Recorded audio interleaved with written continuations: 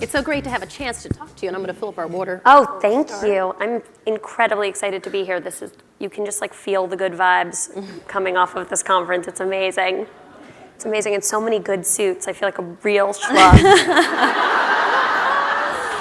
Do you think of yourself as a powerful woman? I guess so. I mean, I guess what's cool about an event like this is you get the opportunity to really consider that. I guess I spend so much time just trying to keep it all moving that I don't necessarily revel in my powerful womanness, but when I'm here, I think, oh, this is the kind of company I'd like to be in more often, and this is the kind of woman that I'd like to become. So I hope so, and if I'm not there yet, then hopefully I'm on the road. You have talked a lot about how you wrestled with the title of Girls. How did you come up with Girls? Every title that I came up with included the word girls, but they were like the kind of worst, sort of most, not that I love a network title just as much as the next girl, but they were sort of the like worst. What? Throw out some examples. Like, I don't know, like Fun Times Girls, Downtown Girls, Girls Like Us. Like they were all going horribly awry. And sort of the connective tissue was the word girls, and it was actually Judd Apatow, who is not a girl, who suggested, why don't we just remove the rest of that and just go with girls? And it started out as our temp title, and then it was like the show could never be called anything else. Who helped you get to where you are today? If you had to tick off for me 3 people who are critical. What a great question. It's like you do this professionally. I would say I'd have to start with my mother, who's amazing and who is an artist. And the thing that's amazing about being an artist, a modern artist, especially one who's really constantly working and making a living at it, is that also means you're a small business owner. So she was her ability to sort of balance her creative life, the life of sort of supporting her image and her business, and her life with us at home was always, even before I was aware of what a challenge that was, I think it impressed me. And now that I'm trying to do something similar, it impresses me even more. So my mother was hugely important. I would say that I had a number of I went to an amazing school in Brooklyn called St. Anne's that's a really kind of creative hotbed. It's a small liberal private school, and I had a few amazing writing teachers, particularly a playwriting teacher named Nancy Fales-Garrett, who were just consistently encouraging me to express myself in any way I saw fit. My father, who's also an artist and who kind of offers different but complementary things to my mother. And then I have since I have started making films, I've had an amazing slew of collaborators, most of them women. Now, working on Girls, I have a producing partner named Jenny Connor, who's taught me a tremendous amount, an executive producer named Eileen Landris, who's sort of the nuts and bolts production woman, who sort of taught me how to handle a crew, how to hire people, how to sort of run what essentially amounts to a small corporation with some semblance of grace and style. And Judd Apatow's been huge. I just named a lot more than 3 people. It's okay. But I feel like I've really been massively supported in ways that I never imagined. Here's a quote from you, and you were talking about Girls. You said, the parts I enjoy playing aren't really available to me, so I have to write them. Has that always sort of been the history of, and part of why you've gotten to where you are?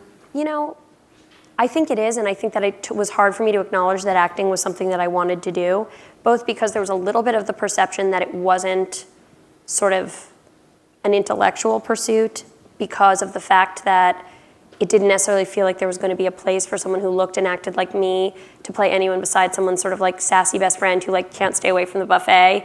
And because I loved writing and directing, and it seemed like, why would I not just hire the person who looks right and knows how to do this job? But I always wanted to act, and I would always get like a horrible part in the play that was like as the bouncing ball, or like I was like always being asked to play a man, which was really stressful.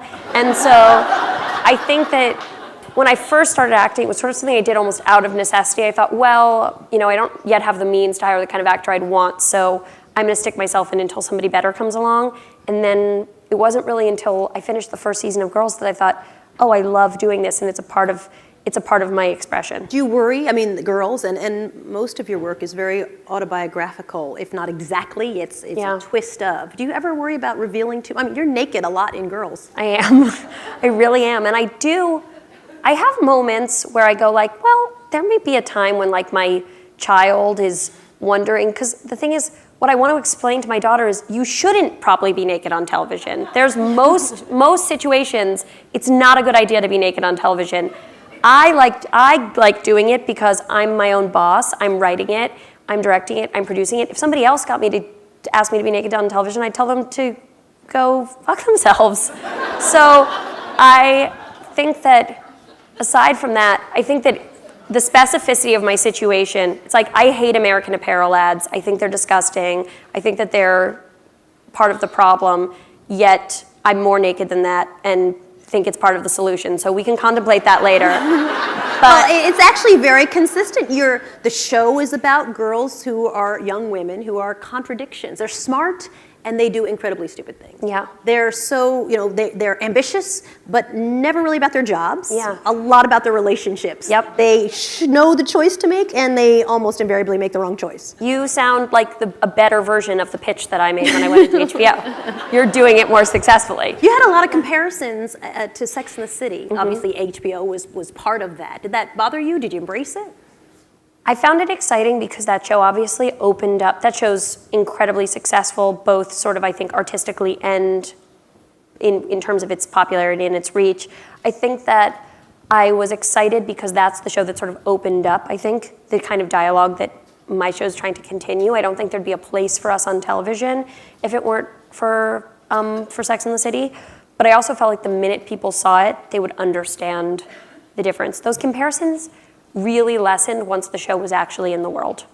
So when you talk about contradictions, is that ultimately what the show is about? Sort of that age that's just a massive contradiction? It's a huge part of it, and I think it's also about something that I hope is that it's not just about the moment between college and real life. It can be about a transitional moment at any point in your life. Like, nothing makes me happier than when someone comes up to me and says, my kids just left home, I'm 60, I want to make a career change, this show speaks to me. The idea that it's for any moment of sort of lostness and trying to grapple with sort of what you have to offer the world. Because I think even though these characters can seem sort of pessimistic or narcissistic, what I find sort of uplifting is their really firm belief that they sort of have an ability to give something to the world and to change the world, and that they want their voices to be heard. Even in the face of everything sort of saying you don't. Exactly. Even in the voice of everyone. I mean, I feel like the men on the show are constantly shutting them down. Like, there's so much, like, I feel like my character, Hannah, is constantly being told by every boss, by every boyfriend, you don't know what you're talking about,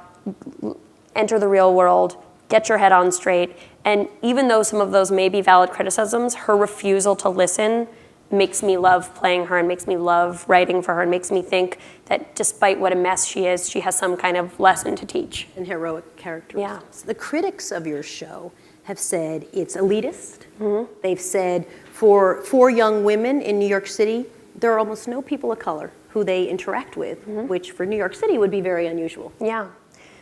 You know, when I heard those criticisms, my first feeling was just sort of heartbreak at the idea that the show would make anyone feel isolated, when what its purpose was to make people feel like, sort of flaws and all, their stories deserved to be told. And so I took those criticisms to heart. You know, I didn't necessarily try to defend myself because it was a valid perspective. I just sort of said, I've done 10 episodes about 4 characters who are really close to me. I'm half Jewish, half WASP. I wrote 2 Jewish girls and 2 WASPs. Like, I was writing almost, it was like each one was a different facet of my personality. It was when it became personal, because there was a lot of, you were raised in New York, you've never met a person of color in your life, and it felt like it was attacks on myself, attacks on my family, I really did try to block a lot of it out for that reason, but at the same time, you can't block all of it out because all I want is to make women feel excited and included by the show. And so in the second season, there are a multitude of new characters who enter. Some are people of color, some are not, some are Caucasian, because I went to the actors who I wanted to work with and told the stories that seemed vital and exciting. And I hope that I don't care about satisfying the critics, but I care about satisfying my viewers. And I know I have viewers who are women of color who want to see themselves reflected on screen. So that's what matters to me. It doesn't matter to me to sort of satiate people who are looking to sort of kind of put destructive energy out into the world, not to sound like a hippie. But do you feel, when you look at your career, do you feel like you've planned it, or do you feel like it's sort of come at you? in some ways, it's amazing because I never felt like I was planning as I went along, but yet I find myself very much where I want to be. So it's interesting to think that sort of the little choices that we all sort of have this compass in ourselves that's sort of pushing us in the right direction, and the little choices that we didn't even know would matter. The choice to make this web video with these 3 interesting women, the choice to, submit your film to this festival rather than that festival. The choices that feel instinctual and tiny and basic are the things that are setting us up to sort of have the life that we want to have. And so that's been sort of amazing for me to look back and realize that I am where I want to be without a tremendous amount of what felt like calculation. What is failure to you, and what would be success to you? It's very easy for me to say what success is, which I think success is connecting with an audience who understands you and having a dialogue with them. I think success is continuing to push yourself forward creatively and not sort of becoming a caricature of yourself. I think success is figuring out a balance between a really rich, intense, fulfilling work life and the kind of personal life that makes that work life possible and that makes that work life meaningful. I think failure would be the opposite of those things. I think it would be becoming too involved with sort of the traditional markers of success. I think it would be stopping my sort of pursuit of new forms of expression. And I think it would be putting something out in the world that didn't feel honest and exciting to me, because I really feel firmly that even if I sort of put a show out that was some kind of commercial success and I didn't feel like it was sort of sending the message out into the world that felt essential to me, it wouldn't feel like a success to me at all. At 25, you were a showrunner, which is unusual, if not completely insane and unheard of in Hollywood. Do you feel a pressure to represent young women? I mean, do you feel like there's this added burden of, I've been given this great opportunity, a lot of people are watching, and if I'm successful, I'm not just successful for me, and if I'm not successful, I'm not just failing for me? I definitely had those moments. I definitely had moments where I was like, I don't want to do anything that's going to make them think this is why we don't give shows to 25-year-old girls. Like, I was like, that's why I don't have a small dog that I take to set with me. I'd love to have a small dog, but I don't think it would be good for all of us if I were to carry a small dog to set with me.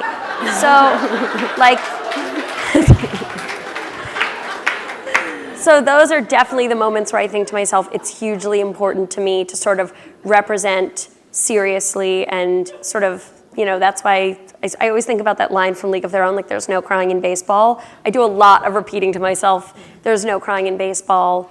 But then you also have to be comfortable sort of revealing your vulnerability and showing the people around you what the challenges are, because the fact is that I hadn't had the level of experience that a lot of showrunners had. I was in a position where I had to really push to be taken seriously by certain kind of, older male crew members or, comedy writers that you run into at a party. So it's a constant give and take, but I definitely had those anxieties. And I think only now, after having finished the 2nd season, am I starting to feel like there's a chance I might actually know what I'm doing. Lena Dunham, it's nice to have you. Thank you so much. Thank you.